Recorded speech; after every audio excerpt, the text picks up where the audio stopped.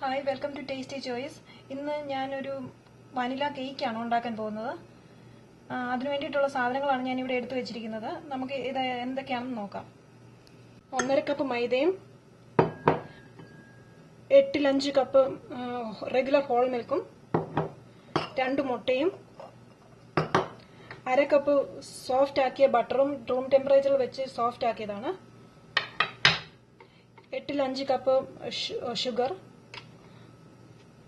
1/2 table spoon vanilla essence, 1/2 table spoon baking powder, 1/4 teaspoon salt. ഇത്രയുമാണ് vanilla cake ഉണ്ടാക്കാൻ വേണ്ടിയിട്ട് ഞാൻ എടുത്തു വെച്ചിരിക്കുന്നത്.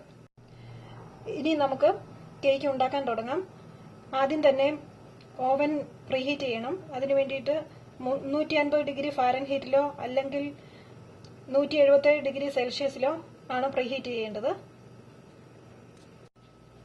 ഇനി നമുക്ക് കേക്ക് ഉണ്ടാക്കാനുള്ള പാൻ ഓയിലൊക്കെ ഇട്ട് റെഡിയാക്കാം.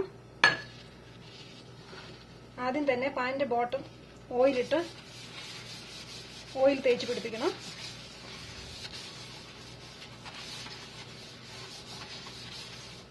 അതിനുശേഷം ഷേപ്പിൽ വെച്ചിരിക്കുന്ന വാക്സ് പേപ്പർ വെക്കണം. അതിനുശേഷം വീണ്ടും ഓയിൽ തേക്കണം.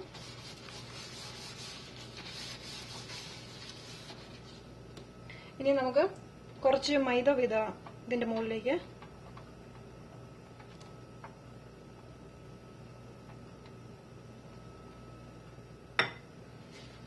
അതൊന്ന് വിതറി സ്പ്രെഡ് ചെയ്യണം. മിച്ചമുള്ള മൈദ ഉണ്ടെങ്കിൽ അത് തട്ടിക്കളയണം. അങ്ങനെ പുറത്തോട്ട് തട്ടിക്കളയണം.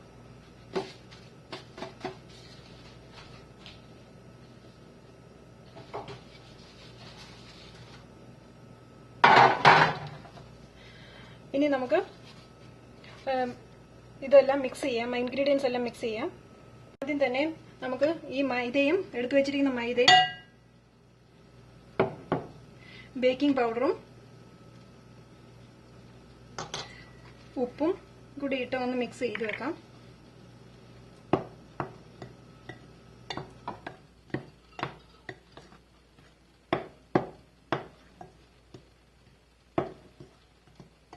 എന്നിട്ട് ഇതെടുത്ത് മാറ്റി വെക്കാം.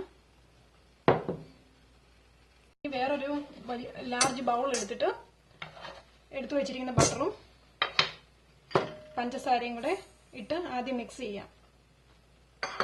ഒരു മിക്സർ എടുത്ത് മിക്സ് ചെയ്യാം.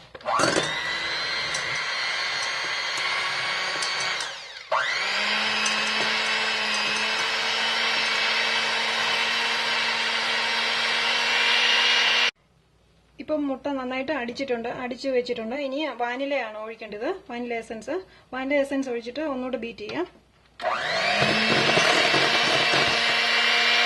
ഇനി ചെയ്യേണ്ടത് 3 ബാച്ചുകളായിട്ട് നേരത്തെ നമ്മൾ മിക്സ് ചെയ്ത് വെച്ചിരുന്ന മൈദയും ബേക്കിംഗ് പൗഡറും സോൾട്ടും കൂടെയുള്ള മിക്സ്ചർ നമുക്ക് 3 പ്രാവശ്യമായിട്ട് ഇതിന്റെ കൂടെ ഇട്ട് ബീറ്റ് ചെയ്യണം.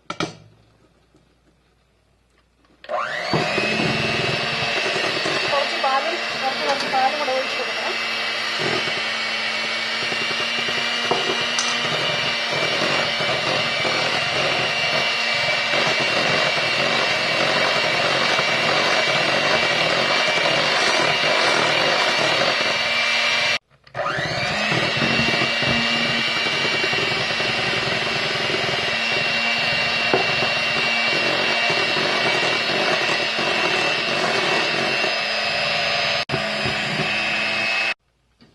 ഇപ്പോൾ ഇൻഗ്രീഡിയൻസ് ഒക്കെ ഇത് നന്നായിട്ട് മിക്സ് ചെയ്തിട്ടുണ്ട്.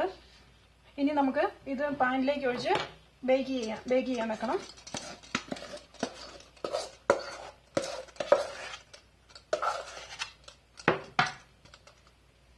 ഇത് നമുക്ക് നന്നായിട്ടൊന്ന് സ്പ്രെഡ് ചെയ്യാം.